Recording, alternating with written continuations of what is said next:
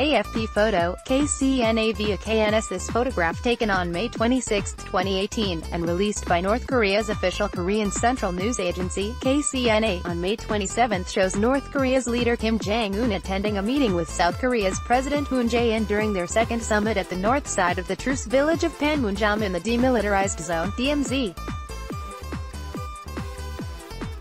Kim Jong-un believes the summit with U.S. President Donald Trump will be a landmark opportunity to end decades of confrontation, South Korea's President Moon Jae-in said May 27 following his surprise meeting with the North Korean leader. AFP photo, KCNA via KNS, Washington. Back when the Soviet Union had a first-rate nuclear arsenal but a ramshackle third-world economy that produced no consumer goods other than vodka and caviar that anyone elsewhere would buy, the nation was disparaged as Upper Volta with rockets. Today the question is, would North Korea like to become Upper Volta without rockets and without exportable vodka or caviar? Get editorials, opinion columns, letters to the editor and more in your inbox weekday mornings. Sign up for the opinion newsletter. This question is central as the president undertakes to bring about the complete, verifiable and irreversible dismantling of the nuclear weapons program that has been the North Korean regime's obsession for more than 60 years. This regime has been run exclusively by and for the Kim family since 1948, during which time it has demonstrated an unswerving willingness to immiserate its people to ensure the regime's survival. The regime has wagered that nuclear weapons would guarantee the loyalty of the only possible internal threat to the family, the armed forces, and would immunize the nation from external threats. It also has wagered that the weapons, when wedded as they soon might be to intercontinental ballistic missiles, extort from other nations, especially the United States, attention, and economic benefits intended to wean North Korea from the nuclear weapons that are the only reason anyone pays attention to it. North Korea has repeatedly won this wager. To wager is to put something at risk, but it is strange to say that North Korea's regime takes risks recklessly. Although vicious, it has been methodical and more or less predictable. Much has been made of the relevance, as North Korea might see it, for the fact that after America toppled Iraq's Saddam Hussein, which would not have happened if he had had nuclear weapons, Libya's Muammar Gaddafi, responding to U.S. pressure, dismantled his pursuit of nuclear weapons, and later was toppled by U.S.-backed insurgents. Not enough is made of this. In 1994, after the disintegration of the Soviet Union left Ukraine in possession of the world's third-largest nuclear arsenal, it gave this up in exchange for U.S. and British and Russian security guarantees. Crimea was then part of Ukraine. Speaking in Prague in 2009 at the dawn of his presidency, 6 months before he harvested the first purely anticipatory Nobel Peace Prize, Barack Obama embraced the goal of ridding the world of nuclear weapons. 6 years later he was seeking $348 billion for a 10-year modernization of the U.S.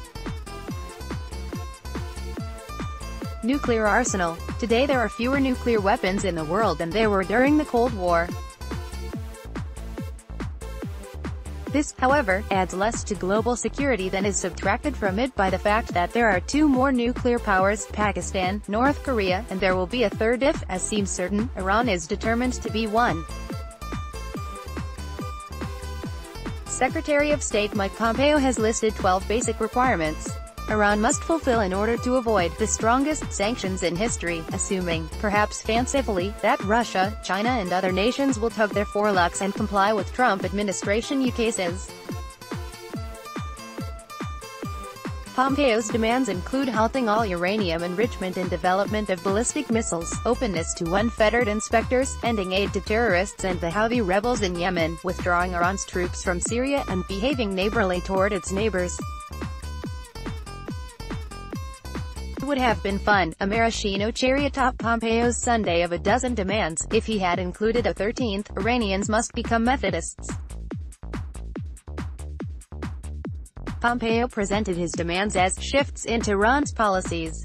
Actually, they are more akin to asking a leopard not merely to change its spots but to become a vegetarian. Perhaps Pompeo is mimicking his master. The art of the deal, according to the supposed Rembrandt of this art, a six-time bankrupt, seems to be this: ask for the universe, settle for one of Jupiter's minor moons, claim that the moon is actually the center of the universe and was the real goal all along, and that only he, not Metternich, not Kissinger, could have plucked this flower, safety, from the nettle, danger. However, the common denominator in most mishaps of governing, in both domestic prohibition, 1930s protectionism, the Great Society, 1970s wage and price controls, etc., and foreign policies, Woodrow Wilson's 14 points, the Bay of Pigs, Vietnam, Iraq, Libya, etc., is the belief that the world is more malleable than it is, that inertia is less powerful than it is, that social variables can be made to vary as we wish them to. But then, such mishaps were in the era before Rembrandt. You might also like trailer driver arrested after crashing into tree along Straits Times jealous boyfriend kills dismembers girlfriend, then. Straits Times 020 McDonald's is bringing back McGriddles to fuel the McDonald's NBA star Stephen Curry selling $3.70 million Bay Area mansion. Global 15 forbidden destinations you can never visit. Fair and wide find fixed income opportunities in Asia now. Aliens. Global investors. Kim Kardashian shares full frontal nude photos as MercuryNews.com. NBA Finals. Klay Thompson steals show in Warriors. MercuryNews.com. Long before Dwight Clark. 3 forgotten 49ers. MercuryNews.com. Recommended by